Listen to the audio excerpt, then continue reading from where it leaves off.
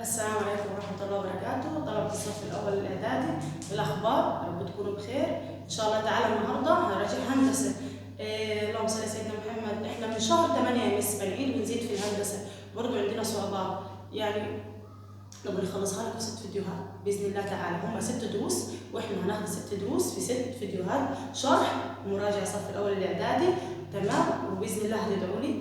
اللهم صل على سيدنا محمد. ويلا كده بينا هنبدأ. مننساش ان الهندسه ماده تراكميه يعني مكمله معايا حتى ثالثه ثانوي ان شاء الله تعالى. طب يلا اللهم صل على سيدنا محمد نبدا، بس ما تنساش تدوس لايك واشتراك للفيديو. يلا كده اللهم صل على سيدنا محمد. مراجعه الدرس الاول. اول حاجه قياس الزاويه المستقيمه. المستقيمه بكام؟ ما هو انا قبل ما اقول الزاويه المستقيمه بكام انا لازم اعرف ان انت عندك كام زاويه، او لازم اعرف الاول يعني ايه زاويه. زاويه ستة يقول لك اتحاد شعاعين. انت مش واخد شعاع؟ اهو شعاع وشعاع ثاني، شعاع لهم نفس نقطه البدايه.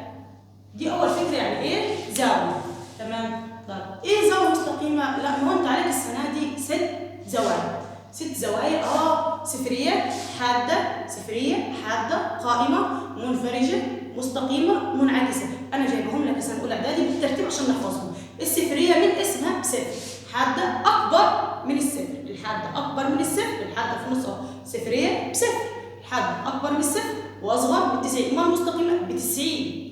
كده انا عندي زاويتين حلوين لحد الان، الصفريه بصفر، المستقيمه ب90. طب والحاده في النص اكبر من الصفر واصغر من 90. المنفرجه اكبر من 90 واصغر من 180. طب مين ب 180؟ كده المستقيمه، المستقيمه ب 180. المنعكسه اكبر من 180 واصغر من 360. كده انا عندي كام زاويه؟ 6 زوايا. طب اول حاجه الزاويه المستقيمه، لسه قايلينها مستقيمه 180. برضه مش فاهم يعني ايه زاويه مستقيمه. اهو حط خط مستقيم، عارف من فوق كده اهو كام؟ ب 180. يبقى اي زاويه مستقيمه كام؟ هي على خط مستقيم. اي زاويه مستقيمه سنه اولى اعدادي 180. اللهم صل على سيدنا محمد اهو. بينما قياس الزاويه صفري، لسه بدأنا فيه صفريه حاده قائمه. صفريه بكام؟ بصفر من الاسم. قياس زاويه ب 50. فإن قياس زاويه ب منعكسه بكام؟ يا سيدي اللهم صل على سيدنا محمد اهو. بص فاهمك احنا اتفقنا المستقيمة على الخط مستقيم، ده اقول له شكرا كده وانا فاهم. طب المنعكسة مش دي نقطة ودي زوايا متجمع حول نقطة؟ أهم نقطة لازم تفهمها. طب عايز أقول إيه برضه؟ عايز أقول لك إن دي ب50. طب المنعكسة بتاعتها هي متجمع حول نقطة بكام؟ ب360. يبقى المنعكسة هقول له 360 ناقص 50 بتساوي 310. وشكرا 310. قبل ما نحفظ ان هي 360 ناقص لازم نفهم الشكل، وقبل ما نحفظ ان زاويه مستقيمه ب 180 برضه ادخل على الخط المستقيم واعرف ان الخط المستقيم سواء من فوق او من تحت كل واحده فيهم بكام؟ ب 180. قياس الزاويه المنعكسه ب 200. ثاني هتعادل اهو ب 200. ونفترض ان اللي فوق بكام؟ ب 200. طب قياس الزاويه دي بكام؟ ما احنا لسه حكينا طالما منعكسه يبقى تتجمع حول نقطه فيها اهو انعكاس. يبقى دي بكام؟ دي ب 160. جبتيها ازاي؟ بس ب 160 تتجمع حول نقطه ب 360. واول حصه بدانا واول الفيديو قلنا ان القمر منعكسه 360 ناقص هي اكبر من 80 واصغر من 360. قياس الزاويه الحاده. لحظه ترجع تاني للتاني. صفريه حاده قائمه. هما 6 خلينا على الثلاثه. صفريه حاده قائمه. صفريه بصفر. القائمه ب90. صفريه بصفر. القائمه ب90. طب وفي النص ده اكبر من الصفر واصغر من 90. حلو. يبقى دي اكبر من كام؟ من صفر واصغر من 90. سينا هنا بنكتب الكام؟ 160. الدرجه فيها كام دقيقه؟ فيها 60 دقيقه. طب بيقول لك 20 دقيقه و60 20 درجه و60 دقيقه. هنحلها ازاي؟ اللهم صل على سيدنا محمد. طب هو عايز ايه؟ فكر كده، هو عايز ايه؟ هو عاوز زي التقريب. ده ممكن يجيب لك شكل زي كده ويقول لك ايه نوع الزاويه ما نغلط فيها. تمام؟ هناخدها باذن الله النهارده. طب هو عايز ايه؟ عايز التقريب. لحظه، هي 60 احنا واخدين عيلتين. عيله كريمه اللي هي 5 و6 و7 و8 و9. طب عيله بخيله 0 و1 و2 و3 و4. طيب الزاويتان المتتامتان هما زاويتان مجموعة.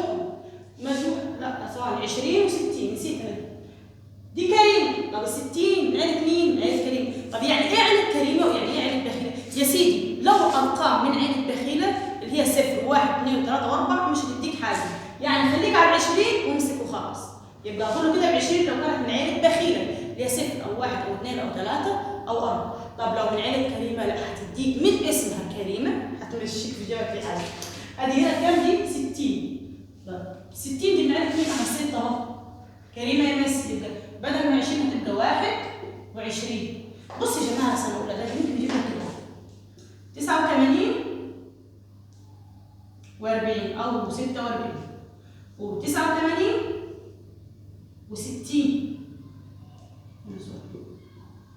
دي ايه نوع الزاويه ودي نوع الزاويه، هو الاسئله اللي بتاجي دي. طب ايه نوع الزاويه مثلا؟ دي 89. احنا مش حكينا الزوايا، اول زوايا اهو حاده صفريه، حاده قائمه، صفريه بصفر، قائمه 90. الحد اكبر من صفر واصغر من 90. طب حلو. طب دي 89 اصغر من 90، ماشي انا معاك في حد دوس حد، ودي اصغر من 90 ندوس حد. بس في واحده غلط. ليه قلت في واحده غلط؟ هنا 46 ال 40 دي من عيله بخيله ولا كريمه؟ عيله بخيل، مش هتديني واحد، يبقى كده انا همسك على 90 على 89 تمام بقيت حد. لكن دي من عيله مين؟ من عيله كريمه، يعني هتديني بدل ما هي 89 هتبقى 90، فمش هتبقى حاده هتبقى قائمه. اكتر الاسئله اللي بنغلط فيها في الامتحان ممكن يقول لك برضه ايه؟ مثلا احنا واخدين زاويه مستقيمه 180، يقول لك 179 و90 ب90 درجه، 179 درجه 90 دقيقه. 90 مش من عدد كريمه على طول هتبقى 180 يبقى مستقيم. واحد يقول لا دي 179 منفرجه، ما 90 اللي وراها بتديه. هي الاسئله اللي ممكن نغلط فيها. رقم 7 الزاويتان المتتامتان هما زاويتان مجموعهم. متتامتان دي ما فيهاش فهم، او معنى صح دي بتتحفظ. متتامتان ب 90، متكاملتان ب 180. طيب قبل مش فيها رسم؟ ايوه ليها رسمه وهشرحها جاي دلوقتي. لو المتتامتان بكام؟ ب 90. المتتامتان ب 90. المتكاملتان ب 180. المتتامتان سنه اولى اعدادي بقول له 90 درجه. الزاويه الحاده تتممها، جايب لك سؤال عليها لحظه. المتممه لسه انا جايبها بكام؟ ب 90. ده مش حل يا جماعه، انا لازم اكتب بقلم رصاص انا بحل نفسي او بذاكر اكلم سنه اولى اعدادي. يعني انت بتحل السؤال بيقول لك متممه، حط خد منها 90 عشان اركز هو عاوز ايه. والحاده احنا واخدين صفريه حاده قائمه، صفريه صفر حاده 90، يبقى الحاده اكبر من الصفر واصغر من 90. يعني ما لحقتش ال 90 ما لحقتش ال 90 يبقى بتتممها حاجه زيها. هتقول لي لا هي اقرا صفريه، طب ما هي اصلا اصغر من 90، لو حطيت عليها صفر مش هيأثر هتبقى برضه حاده. يقول لي طب حطي عليها قائمه، تتممها قائمه. طب ما لو حاده وحطينا عليها 90 وقائمه 90 هتعلي على 90 كده تبقى اعلى من المتممه. احنا عاوزينها لازم الزاويتين يكونوا متممتان. يعني ايه برضه؟ مثلا 50 حد مش اكبر من الصفر واصغر من 90. طب وال40 برضه حد اكبر من الصفر واصغر من 90. 50 و40 هيديني 90. حلو كده حاده متممتان. يبقى الزاويه دي الزاويه الحاده تتممها زاويه حاده.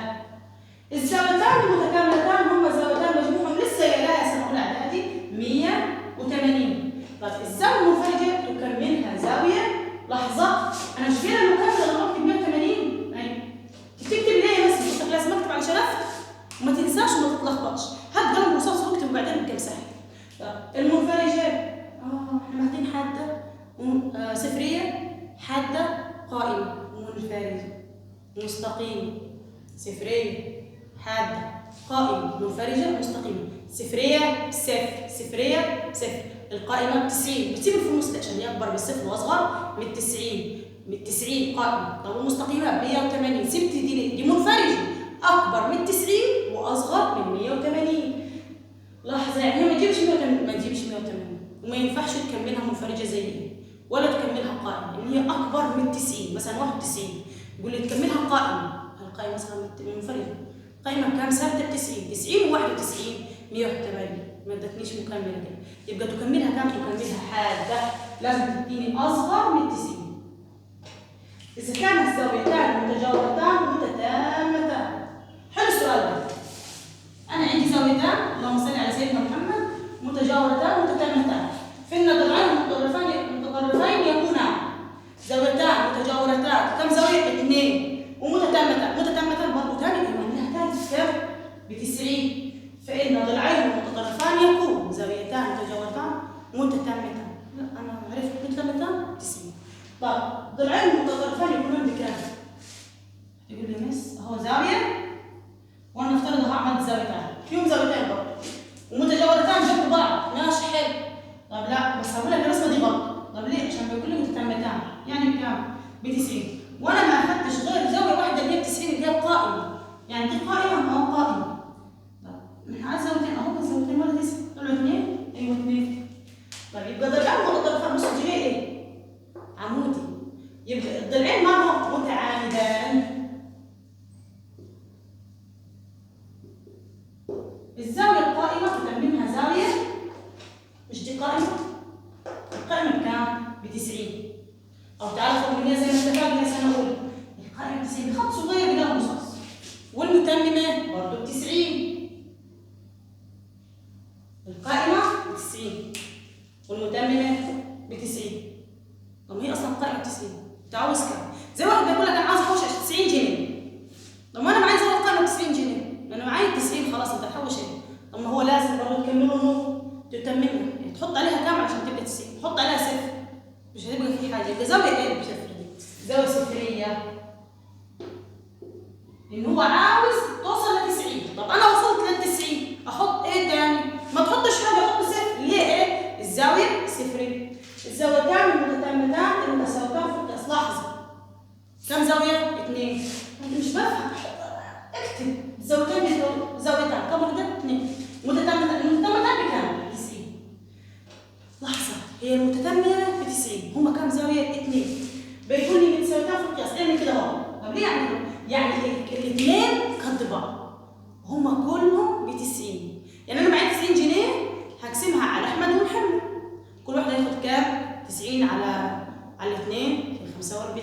يبقى كل واحده بكام؟ ب 45. والله اعظم. لحظه شد اذان بس.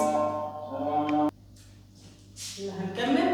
الزاويتان النسبه بين زاويتين متكاملتين. متفقين احنا بنكتب تمام حلو. متكاملتين بكام؟ ب 180. ده غلط، اكتب بقلم رصاص وبجلسه لو شايف ان هو غلط. النسبه بينهم 1:4. قياس الزاويه الكبرى. انا عايزه افهم الاول قبل ما اقول الكبرى ولا صغرى. يعني زي اثنين شو عاملين شركه. الشركه دي سعرها ب 180 جنيه او مجموعها ب 180. سوري مجموعها. احنا هندخل اثنين ماشي عاملين شركه. معانا احمد ومحمد احنا عاملين شركه. الشركه بتاعتهم بكام؟ ب 180 جنيه. بس احمد دخل بسهم ومحمد دخل بكام سهم؟ ب4 اسهم. بس بيقول لك النسبه بينهم 1:4. واحد داخل بسهم والثاني داخل ب4 اسهم. كده الشركه كلها كام سهم على بعض؟ 5 اسهم. لحظه. يبقى قياس السهم الواحد بكام؟ راح اقول له ايه؟ عشان اعرف قياس الزاويه الكبرى 180 على 5. 180 على 5 فيها 30. لحظه يا مس جبتيها ازاي؟ انا لسه حكيتك هي شركه. انا عامله شركه، الشركه ب 180 جنيه جنيه. انا محمد معي دخل بسهم واحد واحمد دخل ب4 اسهم. بس انا ما عرفتش هو دخل بكام فلوس. هو دي الحدوته دي. ما اعرفش الرقم اللي دخل بيه. هو قال لك 1:4. طالما نسبه يبقى اسهم مش محدده النسبه بكام. يبقى هي الشركه كلها كام سهم؟ ودخل بواحد دخل ب4. كده كام سهم عندي؟ 5 اسهم. وهي كلها بكام؟ 180. اقسم ال 180 على 5 تعرف قيمه السهم الواحد بكام. 180 على 5 ب 30. يبقى نفرض ان محمد اللي دخل بسهم واحد يدفع كام؟ 30 جنيه. طب وانت اللي دخلت ب4 اسهم اضرب 4 في 30 تديني 120. فيها ازاي يا مس؟ قلت له قياس الزاويه الصغرى. وهنا قياس الزاويه الكبرى. الصغرى بكام؟ هقول له 30 في 1. مش هو دخل بسهم واحد؟ 30. الكبرى 30 في 4 ب 120. النسبة بين زاويتين متكاملتين. قلنا متكاملتين بكام؟ 180. 1:4 نسب وانا ما اعرفش دفع كام. يبقى هعمل واحد بسهم وواحد ب4 اسهم. يا جماعة قال لي ثلاثة دخلوا، واحد بسهم واحد بسهمين واحد بثلاثة. اجمع ال3 أسهم واقسم 180 على المجموع ال3 أسهم وتعرف السهم الواحد بكام. طب آخر لا 15 الزاوية نقطة. أخذنا أول حصة إيه الدرس بيتكلم عن الزاوية، قلنا اتحاد شعاعين، ادي شعاع ودي شعاع لهم نفس نقطة البداية. يبقى ده تعريف يا جماعة، بقول له اتحاد شعاعين لهم نفس نقطة البداية. مجموع الزاوية المتجمع أنا مش لسه قايلاه، لما تجيب زاوية منعكسة ويجيب لك بكام، قلت لك بتجيبها من خلال ان هي زاوية متجمع حول نقطة بكام؟ ب 360. يبقى مجموع الزوايا المتجمعة بكام؟ ب 360. الدرس خلص؟ لا ما خلصش، الدرس عليه برهان وعليه مسائل هنحلها. تمام؟ اللهم صل على سيدنا محمد. لحظة كده وهنحل المسائل. مكملين بإذن الله تعالى. أنا مسحت وكتبت تاني ولا إن شاء الله يعلم عليكم في وقت الفيديو. تمام؟ اللهم صل على سيدنا محمد. برضه مكملين عن الدرس الأول، هو الفيديو كله عن الدرس الأول. طيب أول حاجة بيقول لي هنا أوجد قيمة إكس. أول سؤال أوجد قيمة إكس. إحنا لسه متفقين إن الشكل ده زاوية قائمة، هو عمودي كده أهو، أيوه كده عمودي، ده زاوية قائمة بكام؟ ب 90. أنا هقول له إكس زائد 25 تساوي 90. يعني يا جماعة دي معادلة، اللهم صل على سيدنا محمد. إكس زي ما هي تساوي 90، بعد يساوي ينزل زي ما هو. هنا موجب، الموجب يروح ناقص والناقص يروح موجب، ناقص 25. نقول له اكس تساوي 65. طيب بيقول لي اذا كانت A و B و C على استقامة واحدة. لحظة، استقامة واحدة أيوه، يعني ايه استقامة واحدة؟ يعني مجموعهم ب 180. تمام كويس كده. عاوز برضه قيمة مين؟ اكس. محلولة بإذن الله. اللهم صل على سيدنا محمد. الحل 10 اكس زائد 80. احنا لسه حكينا طالما استقامة واحدة بكام؟ ب 180، يبقى مجموع الزاويتين بكام؟ ب 180 تساوي 180. مين هدف اللي بدور عليه؟ اكس. يا مس بشبك فيه ال10. طب نزليه بال10 دلوقتي. 10 اكس تساوي 180. طب هنا موجب، دي ناقص، ناقص 80. زي ما انا 10 اكس تساوي 180 ناقص 80 يديني 100. طب بعمل ايه؟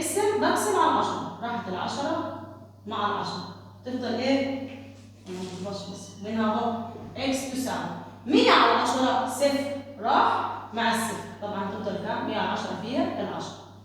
يبقى اكس هنا كام بقيمتها؟ ب10. فهنا برضه بيدور على مين؟ بيدور على اكس. الزوايا بتجمع على نقطة أي بكام؟ 360. يبقى مجموعهم مع بعض بكام؟ 360. راح أقول لكم الحل 130 زائد 12 إكس ناقص 70 تساوي 360. ليه عملت 360؟ إحنا قلنا زوايا متجمعة على نقطة مجموعهم ب 360 أولى إعداد. الزوايا المتجمعة على نقطة مجموعهم ب 360. طب الأرقام مع الأرقام، يعني انت عايز اقول لك ان 12 اكس دي هتنزل زي ما هي. 130 ناقص 70 هتديني كام؟ اول حاجه انزل موجب عشان هي موجب الكبير. 130 ناقص 70 هتديني 60 تساوي 360. نزل زي ما 12 اكس تساوي مين بعد يساوي؟ بعد يساوي 360 موجب يا مس يروح ناقص. الموجب سالب والسالب موجب والعلى فيه والفي على، قاعدة ثابتة. 360 ناقص 60 هقول له 12 اكس تساوي 360 ناقص 60 تديني 300. القسم على كام؟ على 12 بس 360 ناقص 60 تديني 300. هنقسم على 12. ايوه هنقسم على 12 ومنها 12 راحت مع 12 يبقى اكس تساوي، اللهم صل على سيدنا محمد. نعملها على الآلة يا جماعة وهنجيب. اللهم صل على سيدنا محمد.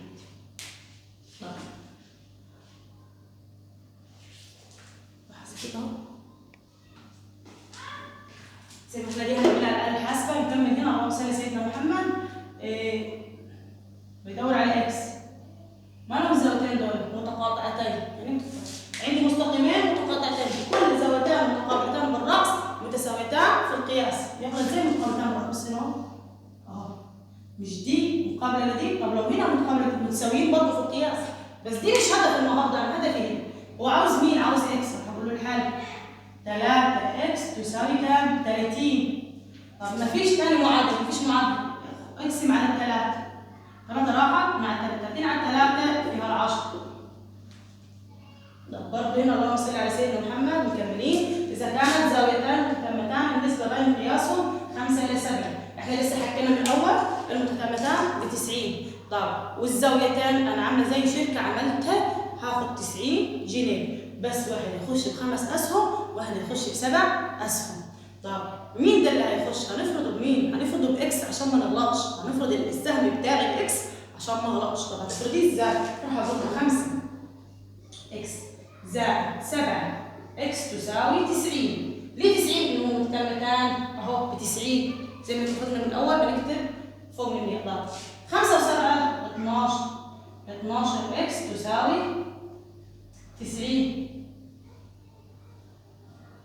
بنقسم على كام؟ على 12. وهنا هنقسم على كام؟ على 12. دي راحت مع دي، ومنها اكس تساوي 90 على 12.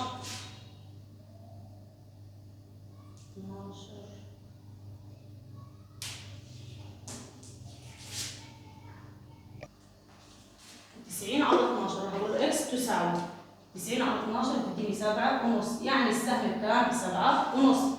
طيب قياس الزاوية الصغرى، الصغرى بكام؟ ب5. راح اقول له قياس الزاوية الصغرى. عرفت ليه ب5؟ هو دخل ب5 اسهم، يعني النسبة الصغيرة كام؟ 5، يبقى الصغرى بكام؟ ب5. قياس الصغرى بكام؟ اقول له 5 في 7.5. ليه 7.5؟ يا سيدي مش اكس ب7.5، احنا جبنا قيمة السهم، لما جبت قيمة السهم يبقى قيمة السهم ب7.5 اضربها في ال5 اسهم اللي هو دخل فيه، يبقى 7.5 في 5 هتديني كام؟ اللهم صل على سيدنا محمد 37.5 درجة. طب اوجد قيمة اكس هنا، بص كده اهو متجمع حول نقطة، اي حل. مسألة مهمة جدا ومن أجمل المسائل. احنا واخدين من أول الحصة أو من أول الفيديو إنه متجمع حول نقطة 360. تمام، يعني نجمعهم كلهم الاثنين 360. لو ما اديكاش 360 يبقى نحل غلط. إن أول واحدة إيه كام؟ دي قائمة بس، يعني كام؟ يعني 90 زائد كام؟ زائد 2 اكس زائد 15. اكس زائد 15 زائد كام برضه؟ هنا 3 اكس ناقص 25. كله بيساوي 360. لازم اكتبها، لازم تكتبها. اقول له 90 ارقام مع ارقام والاكسات مع الاكسات. 90 و15 105.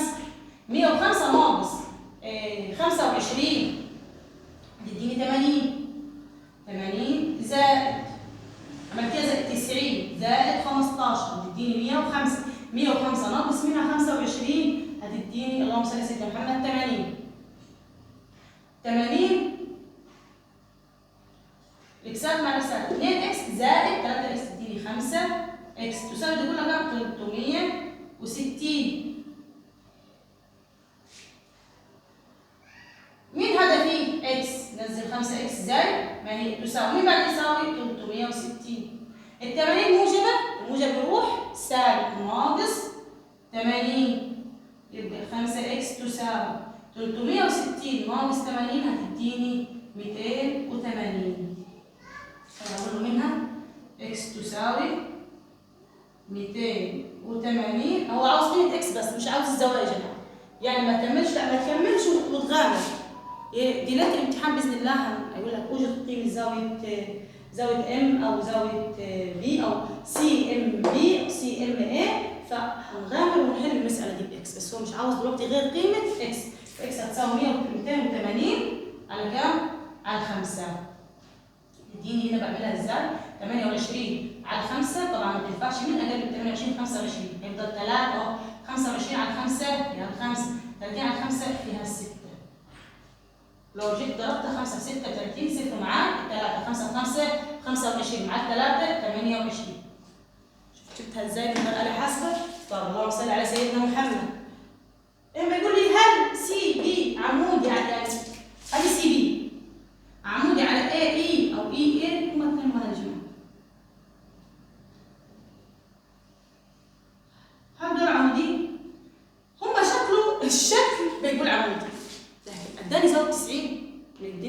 مديني اكسات. طب ايه اللي مديهولك؟ مديهولك ان هو خط مستقيم. ما انا من خلال الخط المستقيم ده هعرف ان كان الزاويتين دول مجموعهم 90 ولا مش مجموعهم 90. طب يلا بينا نحلها. اول حاجه هو الخط المستقيم مجموعهم كام؟ نقول اعدادي 180. 5 اكس زائد 2 اكس زائد 3 اكس تساوي 180. 5 و2 دي كلها اكسات، طالما كلها اكسات اجمعهم كلهم مع بعض مش ارقام. 5 و2 7، 7 و3 10. 10 اكس تساوي 180. شابك فيها اقسم عليه. 10 راحت مع 10 فضلت مين معايا؟ الاكس. اكس تساوي 0 راح مع الصفر فضلت 18. يبقى قيمة اكس بكام؟ ب 18. مسألة خلصت؟ لا ما خلصتش. من احنا خلصنا المسائل دي هنكمل كده اهو. كمل هنا. هتكمل ايه تاني يا مس؟ هو ما عايش هنا اكس وسكن، لا ده في شرط. عاوز اني هل A B عمودي على A E، هل هم عموديين؟ يعني هل مجموعهم ب 90؟ تعالوا نشوف اول واحدة. هنقول 2 اكس تساوي 2 بكام؟ هنا في 18. اكس ب 18، 2 في 18 ب 36، بعدين 3 اكس.